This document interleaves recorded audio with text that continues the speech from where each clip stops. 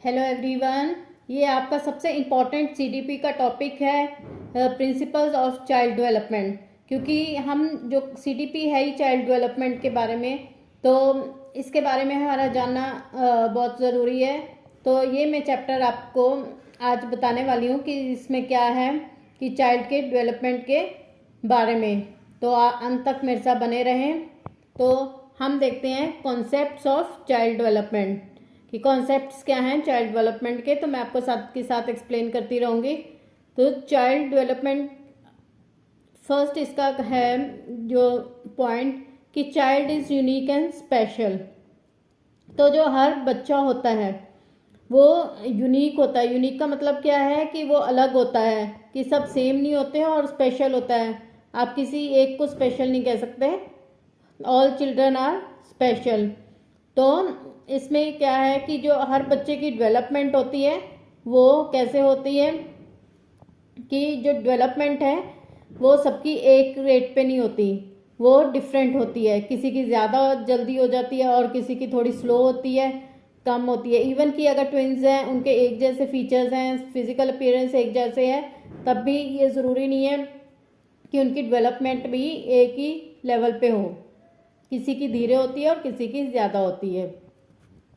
Second point आपका आता है childhood. Childhood is a very important stage as it is the time when the child builds up his foundation for his life later on. ये सबसे important stage होती है कि जो आपकी चाइल्डहुड होती है। At the same time his cognitive development also takes place where memory, understanding, experience and knowledge gets accumulated. तो जो चाइल्डहुड है उस पर भी डिपेंड करता है डेवलपमेंट का, कि चाइल्डहुड बच्चा वहाँ से, क्योंकि वो उसकी फाउंडेशन होती है, स्टार्टिंग होती है जहाँ से उसकी नींव रखी जाती है। तो वो सब चीज़ें जैसे होती है डेवलपमेंट जो उसके मेंटल उसमें होती है, तो वो आगे लाइफ लॉन्ग चलती है। तो चाइल्डहुड से ये स्टार्ट होती है उसकी अंडरस्टैंडिंग, एक्सपीरियंस, नॉलेज। तो उसी से वो नॉलेज लेता है। थर्ड है measured qualitatively. Development is said to be a qualitative process. Qualitative process का क्या मतलब होता है कि क्वालिटी कैसी है उस पर डिपेंड करता है, कैसे उसका एनवायरनमेंट है। इन सब बातों पे जो है बच्चे का प्रोसेस जो है डेवलपमेंट डिपेंड करता है। Happens to be progressive series in human beings from the being conceived to baby, toddler, children, teenager, adult and getting older and older until we die. तो जो डेवलपमेंट है वो आपकी प्रोग्रेसिव होती है, वो सारी लाइफ चलती है। जिस दिन से कंसीव किया जाता है वहाँ से लेकर जब वो टॉडलर होता है, बच्चा होता है, टीनेजर होता है, एडल्ट होता है, और उसके बाद ओल्ड हो जाता है। तो डेवलपमेंट आपकी सारी लाइफ चलती है। Principles of child development.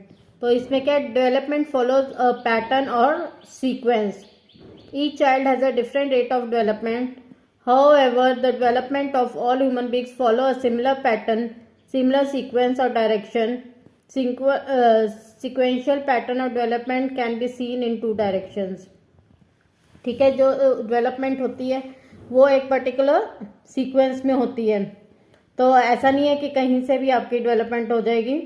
तो आपके एक सीक्वेंस पैटर्न से होती है जिसमें आपके ये होता है सिफेलोकॉर्डल सीक्वेंस। तो इसमें क्या होता है, according to this principle the child first gets control over head, then the arms and then the legs. Infants gets control of head and face movement within the first month, 2 months after birth. ठीक है, सेफेलोकॉर्डल sequence कौन सा होता है कि जिसमें जो बच्चा है पहले सिर पे कंट्रोल करता है कि वो हेड अपना गर्दन सीधी करने सीखता है, फिर उसको आर्म्स पे कंट्रोल होता है, और उसके बाद लेग्स पे। हम ये जानते हैं प्रोसेस कि बच्चा फिर धीरे धीरे चलना सीखता है। तो सभी की जो प्रोसेसिंग है वो इसी पैटर्न में होती है, किसी की कोई अलग नहीं होती कि पहले टांगे डेवलप हो गई कि चलना सीख गया और उसका सिर पे कंट्रोल नहीं हुआ। तो पहले गर्दन संभालने सीखता है बच्चा। तो इसी तरह से जो सेम पैटर्न है वो सभी के लिए चलता है। In the next few months they are able to lift themself using the arm. By 6 to 12 months of age, infant starts to gain leg control and may be able to crawl and stand or walk. ठीक है, तो फिर धीरे धीरे वो चलना सीखता है।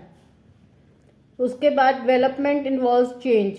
human being is now static, is nerve static, is never static.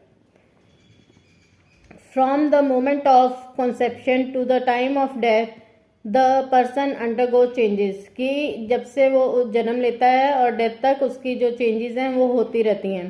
The major changes include changes in size and proportions, acquisition of new mental, motor and behavioral skills. Extra child shows language development and better ability to reason and remember. तो जैसे बच्चा होता है तो वो changes show करता है अपने मेंटल लेवल में, अपने बिहेवियर में और इवन अपने साइज में.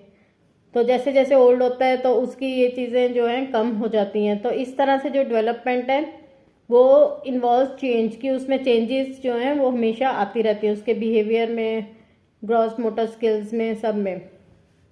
Development proceed from general to specific. जो डेवलपमेंट है वो जनरल से स्पेसिफिक की तरफ जाती है. In all this phases of prenatal development and postnatal the child response from general to specific. General activity proceeds to specific activity means the infant is able to grasp and object with the whole hand just after birth before using the thumb or forefingers. The infant motor movements are very generalized, undirected and reflective, waving arms or kicking before able to reach or creep towards an object. तो क्या है, बच्चा पहले जो है grasp करना किसी चीज़ को वो पहले सीख लेता है इससे पहले कि वो अपने बाकी की चीज़ें यूज़ कर सके. उसके बाद आता है आपका डेवलपमेंट इज कोरिलेटेड और इंटीग्रेटेड. तो डेवलपमेंट जो है वो कोरिलेटेड है और इंटीग्रेटेड है. All types of development physical, mental and social and emotional is likely to have a superior sociability and emotional stability. The child develops as a unified whole. Each area of development is dependent on other, thus influences the other development. तो जो भी बच्चे की physical, mental, social and emotional growth है वो एक दूसरे के ऊपर डिपेंडेंट होती है, एक दूसरे के साथ लिंक्ड होती है. ठीक है. अगर जो है तो that is interdependent, integrated with each other, correlated. मतलब वो एक दूसरे के साथ जुड़ी हुई है. अगर उसकी फिजिकल ग्रोथ हो रही है तो साथ मेंटल ग्रोथ भी होती है. तो सोशल है, इमोशनल है, वो सब चीज़ें एक दूसरे के ऊपर डिपेंड करती हैं. तो वो एक दूसरे के साथ कोरिलेटेड होती हैं. Development is a continuous process. ये बहुत ही अहम क्वेश्चन है और काफ़ी बार पेपर में भी आता है कि डेवलपमेंट बारे में, कि डेवलपमेंट प्रोग्रेसिव होती है, कंटिन्यूस प्रोसेस होता है. तो कंटिन्यूस प्रोसेस मतलब कि डेवलपमेंट आप from the time of conceiving से लेके टाइम ऑफ डेथ तक जो आपकी डेवलपमेंट है वो हमेशा होती रहती है. डेवलपमेंट आपकी कभी रुकती नहीं है, चाहे वो आपकी फिजिकल डेवलपमेंट, आपकी बॉडीज़ में चेंजेस हो, चाहे वो आपकी मेंटल लेवल हो, तो कुछ भी हो वो चेंजेस आपकी होती रहती हैं. तो development is a continuous process. वो कभी रुकता नहीं है, वो हमेशा कंटिन्यूस. ये आपके क्वेश्चन पूछा भी जाता है डेवलपमेंट के बारे में, घुमा फिरा के कैसे भी दिया जाता है. तो इसका एक ही आंसर है कि डेवलपमेंट जो है इज़ अ कंटिन्यूस प्रोसेस, कि इसका जो है डेवलपमेंट होती रहती है.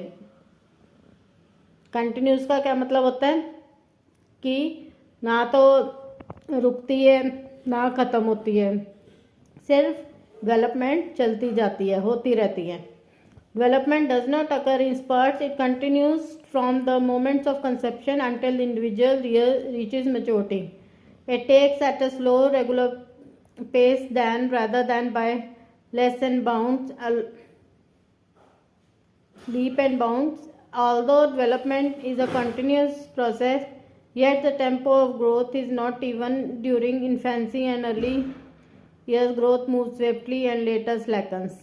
Slackens का क्या मतलब है कि जब स्टार्टिंग में बच्चा होता है कुछ तो उसकी जो चाइल्ड की ग्रोथ है वो काफ़ी तेज़ी से होती है, उसकी गति काफ़ी तेज़ होती है, तो काफ़ी फास्ट उसकी जो है ग्रोथ होती है. लेकिन जैसे ही बच्चा जब हम बड़े हो जाते हैं, ओल्ड एज में जाने लगते हैं, तो वो डेवलपमेंट जो है वो थोड़ी स्लो हो जाती है. तो क्या है, development is a continuous process. वो रुकती नहीं है कभी भी, सिर्फ उसकी जो गति है वो थोड़ी स्लो हो जाती है या तेज़ रहती है डेवलपमेंट की अकॉर्डिंग टू आपकी एज, कि आपका जो एज है, अगर आप बच्चे हैं तो आपकी डेवलपमेंट काफ़ी फास्ट होगी, तो अगर आप ओल्ड एज में हैं तो वो थोड़ी स्लो होगी। लेकिन ये है कि लाइफ लॉन्ग आपकी डेवलपमेंट चलती रहती है, वो कभी रुकती नहीं है। उसके बाद क्या है, डेवलपमेंट इज ऑफ इंडिविजुअलिटी, की एक सिंगल पर्सन की जो डेवलपमेंट है, इंटरेक्शन वो किसके ऊपर डिपेंड करते हैं, हेरिडिटी एंड एनवायरनमेंट। तो ये हेरिडिटी और एनवायरनमेंट भी आपका बहुत इंपॉर्टेंट टॉपिक है कि इस पर क्वेश्चंस बेस्ड काफ़ी आते हैं। तो आपको मैं मीनिंग समझा दूँ। हेरिडिटी क्या होता है, हेरिडिटी वो होता है कि जो आपके पिछले से पुश्तों से चलता आ रहा है, कि आपके पेरेंट्स में अगर कोई जैसे है प्रॉब्लम तो वो आगे बच्चे में भी आ जाती है, या अगर आपके पेरेंट्स में कोई अच्छी बात है तो वो आगे बच्चों में भी आ जाती है, आगे के आगे आ जाती है। तो ये होता है हेरिडिटी। और एनवायरनमेंट क्या होता है कि जहाँ पे आप रह रहे हैं, जो आपका एटमॉस्फेयर है। तो ये दोनों चीज़ें क्या है, बच्चे पर डिपेंड करती हैं। जैसे अगर सपोज पेरेंट्स की आंखें अगर ब्लू हैं तो आगे बच्चों की भी ब्लू होंगी। तो ये हो गया आपका हेरिडिटी। हेरिडिटी जो बेसिकली है वो फिजिकल अपीयरेंस पे होता है, ठीक है। तो हेरिडिटी आपका जो है वो फिजिकल एक्सपीरियंस पे होता है, कि जैसे अगर आपके पेरेंट्स टॉल हैं तो आप भी टॉल हैं, तो इस तरह की जो होती है वो हेरिडिटी होती है। और जो एनवायरनमेंट होता है, एनवायरनमेंट पे जो बच्चा सीखता है, जैसे माहौल में रहता है, तो ये सब चीज़ें डिपेंड करती हैं। तो interaction between heredity and environment influences lead to individual differences in the social and mental level of child. तो बच्चे का जो मेंटल लेवल है और सोशल लेवल है वो किस पे डिपेंड करता है, कि वो कैसे माहौल में रह रहा है। तो जैसे माहौल में रहता है वैसे ही सीखता है। तो इसलिए हर इंडिविजुअल का जो डेवलपमेंट है, इंडिविजुअलिटी है, वो डिफरेंट रहती है, वो सबकी एक जैसी नहीं होती। तो development occurs at different rates of different parts of body. तो हर बॉडी के पार्ट पर डिफरेंट रेट रहता है डेवलपमेंट का। ये नहीं है कि एक ही तरह से स्पीड से हर जगह से बढ़ जाएगा, तो किसी पे स्लो होता है तो किसी पे फास्ट होता है। तो development of different physical and mental traits is continuous, but all parts of body do not grow at the same time rate, ठीक है। सारे पार्ट्स जो हैं बॉडी के वो एक टाइम पे नहीं बढ़ते हैं, वो स्लोली होता है और डिपेंड करता है part to part. In some parts of body growth में भी रैपिड मतलब फास्ट होगी, और while in other growth will be slow, मतलब किसी बॉडी पार्ट पे फास्ट ग्रोथ होती है और किसी पे स्लो ग्रोथ होती है। Feet, hands and nose reach the maximum size in early adolescence, whereas heart, liver and digestive growth during adolescence also, ठीक है। आप जैसे यंग एज में आते हैं तो तब तक आपके हैंड्स वगैरह सब अपना जो मैक्सिमम साइज होता है वो ले चुके होते हैं, लेकिन जो हार्ट, लिवर और डाइजेस्टिव सिस्टम है वो बाद में भी ग्रो करता है। Development proceed stage by stage. तो डेवलपमेंट कैसी होती है, स्टेज बाय स्टेज होती है, ठीक है। ऐसा नहीं है कि एकदम से सारी चीज़ें बढ़ गई, वो टाइम पर स्टेज टू स्टेज होगी। तो जैसे all children pass through these stages of development, जो सारे बच्चे हैं उसी से होते हैं, कि around the age level suggestive develops form babbling monosyllabic sounds to complete sequence formation. कि जैसे बच्चे हैं पहले जो है बैबलिंग सीखते हैं, कि किसी तरह से या पीछे रिपीट करना सीखते हैं, या जो है, और उसके बाद धीरे धीरे वो पूरी लैंग्वेज फॉर्मेशन सीखते हैं। वो एकदम से जो कोई भी बच्चा जो है वो पूरे सेंटेंसेस बनाना नहीं सीखता, धीरे धीरे जो स्पीच है वो सीखते हैं। Early development is more important than later development. Early development क्या होती है, जब बच्चे से बड़े होते हैं तो वो डेवलपमेंट जो है वो ज़्यादा इम्पॉर्टेंट होती है। It includes nutritional, emotional, social and cultural. तो ये सब कुछ डिपेंड करता है, आपका अच्छा एनवायरनमेंट बच्चे को देना है, जो इमोशनल है, सोशल है, और उसका न्यूट्रिशन। तो जो अर्ली डेवलपमेंट, जो चाइल्डहुड डेवलपमेंट होती है, वो आपकी सबसे ज़्यादा अच्छी होनी चाहिए। Development is predictable. It is possible to predict at an early age that within the mature development of child is likely to fall. However, mental development cannot be predicted with the same degree of accuracy. ठीक है, physical जो appearance है वो predict कर सकते हैं कि कैसी होगी, या किसी की हाइट कितनी लंबी होगी, तो वो थोड़ा हम प्रेडिक्ट कर सकते हैं। लेकिन बच्चे का मेंटल लेवल आगे जाके कैसा होगा, बहुत अच्छा भी हो जाएगा या कैसा होगा तो हम वो प्रेडिक्ट नहीं कर सकते, हम पहले से नहीं जान सकते उसे। तो अब ये लास्ट पॉइंट है, social learning theory, fractional reinforcement theory. This by Annie Miller and J. Dollard is given in 1941. According to this theory, people learn watching what others do. By initiating the observed actions, the individual learns the action. Positive reinforcement is provided to children so that they repeat the expected behavior, and punishment affects on both behavior and learning. तो बच्चा क्या है कि दूसरों से सीखता है, कि जैसे दूसरा कर रहा है तो उसको कॉपी करके उसको सीखने की कोशिश करता है और सीखता है, और इसी तरह से जो है ये सब चीज़ें उसके बिहेवियर पे और लर्निंग पर जो है डिपेंड करती हैं। तो ये था आपका principles of child development, that is an important topic in CDP. तो आप लोग जो है मैं जो भी इंफॉर्मेशन भी है आपको देती रहूँगी, तो आप लोग मेरे चैनल से जुड़े रहिए। जिन्होंने चैनल को सब्सक्राइब नहीं किया वो सब्सक्राइब कर दीजिए और बेल आइकन को ज़रूर क्लिक कीजिए ताकि जो भी नोटिफिकेशंस है वो आपको साथ के साथ मिलते रहे। Thank you.